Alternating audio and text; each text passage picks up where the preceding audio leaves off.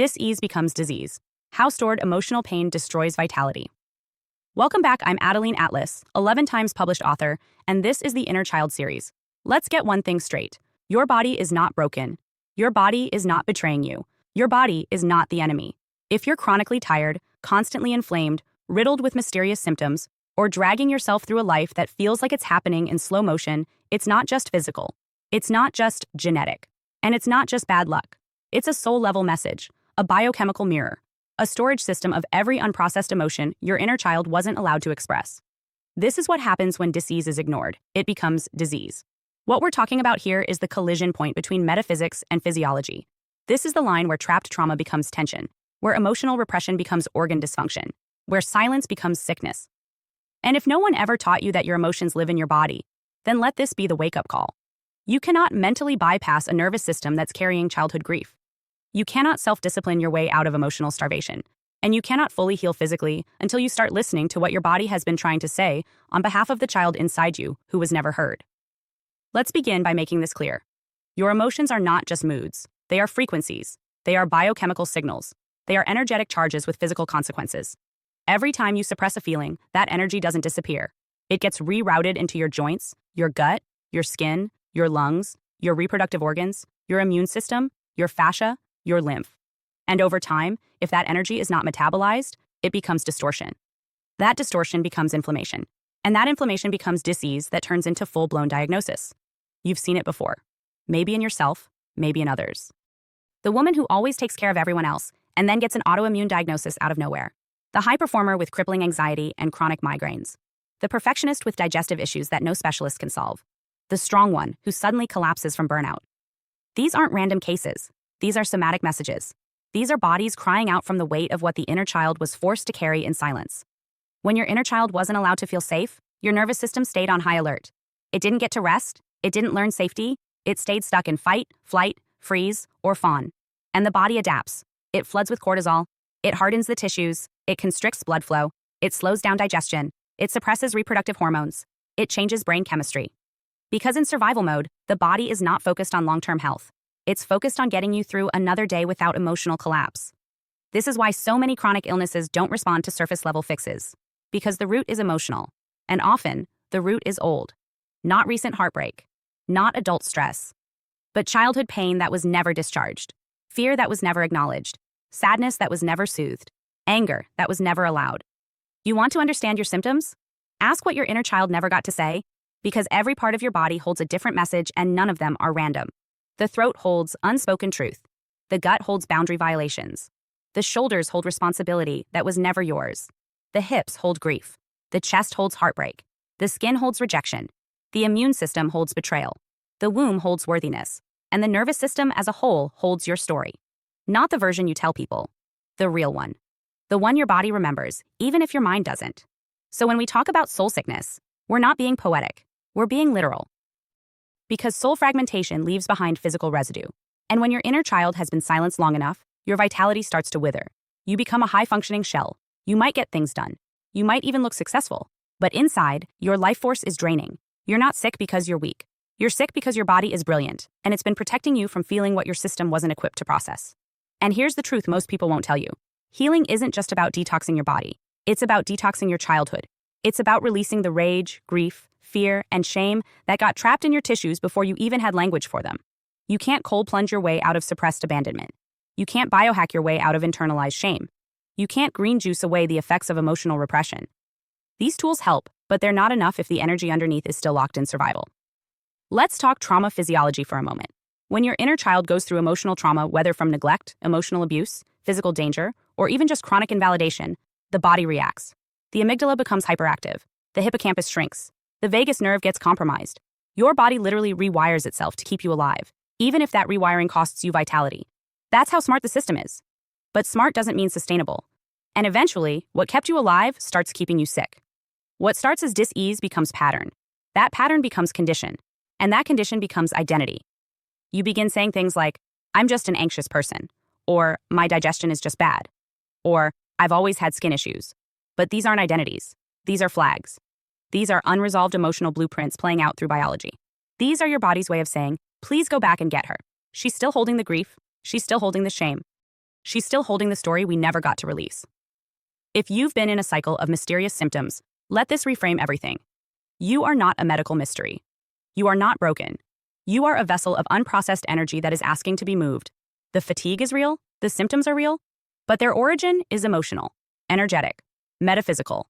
And until you get honest about what your body is holding on behalf of the child you used to be, no amount of surface-level treatment will bring true healing. Here's what that honesty looks like. It looks like acknowledging the role of emotional suppression in your health history. It looks like recognizing that your burnout is not just about workload, it's about identity wounds. It looks like understanding that autoimmune flare-ups may be your body attacking itself because you learned to attack yourself emotionally first. It looks like seeing your chronic pain not as random punishment, but as a sacred message that your system is overloaded with emotional weight that was never yours to carry. And it looks like listening, not just with your ears, but with your body. Feeling where the tension lives, where the energy is stuck, where the breath stops, where you go numb, where you tighten. Because those are your maps, those are your guides. When you begin to release the emotional weight, the physical symptoms start to shift. Not instantly, not magically, but gradually, the body begins to trust again. The nervous system learns safety, the tissues soften, the immune system recalibrates, the digestion resets, the inflammation decreases, the chronic tension unwinds. Because the body is always trying to return to balance, it just needs you to stop ignoring the root. Releasing stored pain is not comfortable, but it is powerful. You might cry, you might rage, you might tremble. That's your nervous system discharging trauma. That's not weakness, that's wisdom. That's your body returning to its natural intelligence. And when you let that process unfold, when you move the grief, when you release the rage, when you feel what was frozen, you reclaim your vitality. Your body is your ally. It has been screaming on behalf of your inner child for years.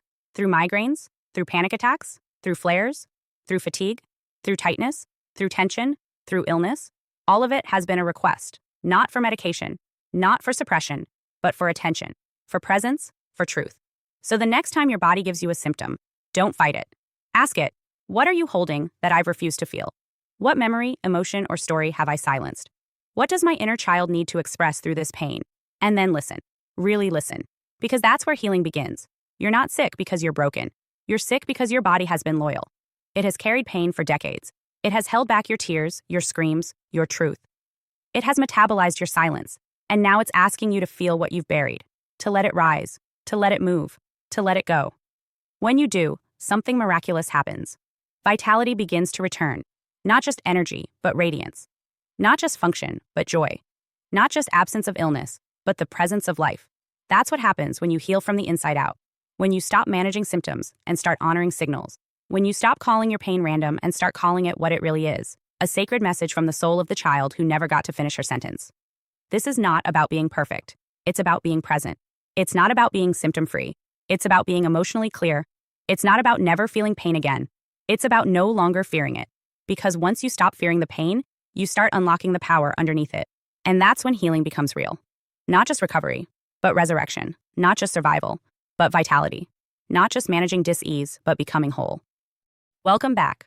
I'm Adeline Atlas, 11 times published author, and this is the Manifestation series, where we don't just talk about manifesting, we master it. Because let's be honest, manifestation has been watered down, reduced to vague quotes, mood boards, and empty promises. But you didn't come here to wish. You came here to build a reality that hits different. A reality that responds to your frequency, your language, your alignment, and your decision to stop playing small. This series is not fluff. It's physics, frequency, and fierce creative power. Inside the Manifestation series, you're going to learn how to collapse timelines, shift identities, and speak worlds into existence, just like the greatest minds in history. This isn't just about being positive. This is about being powerful. Here's what you unlock inside. Vision to reality, the vision board course. You've heard about vision boards, but you've never done them like this. This is a full energetic ritual, a precision-coded map for your subconscious, designed to bridge image, frequency, and strategy. It's not arts and crafts. It's blueprinting your future in visual form and turning it into matter. Time, quantum timelines, and why time isn't real. Manifestation doesn't take time. It takes alignment. In this module, I'll show you how time is just a mirror of energy and how to collapse timelines using choice, clarity, and vibration. Past, present, future, they're happening now. And when you know how to navigate time quantum style, you stop waiting and start receiving. Quantum jumping, instantly up level. Your next level life isn't years away. It's one decision away. In this training, you'll learn how to quantum jump, how to shift into a version of you that already has what you desire. This isn't fantasy. It's how high-performance creators, athletes, and spiritual masters leap beyond limits. Jump now. Land in power. Every word. The power of affirmations and spoken language. Words build worlds. In this course, I show you how to use affirmations like spell work, not just repeating empty mantras, but speaking with vibration, intention, and spiritual force. If you've ever felt like affirmations don't work, this will change everything. You'll learn to command your field, not just request from it. The greats, learning from the most exceptional minds in history. We're not the first to master this. In this legendary module, we decode the techniques, habits, and quantum genius of the world's most powerful manifestors, from ancient sages to modern icons. You'll learn how to think like the greats, move like the greats, and manifest like the greats. This isn't another feel-good series. This is a spiritual weapon, disguised as a manifestation course. It's made for leaders, cycle breakers, visionaries, and soul builders. You don't need another wish list. You need a system that teaches you how to bend reality. This is that system. So if you're ready to stop playing with potential and start creating results, welcome to your next level. The manifestation series is open now. You know what to do. Let's build what they said was impossible and make it inevitable.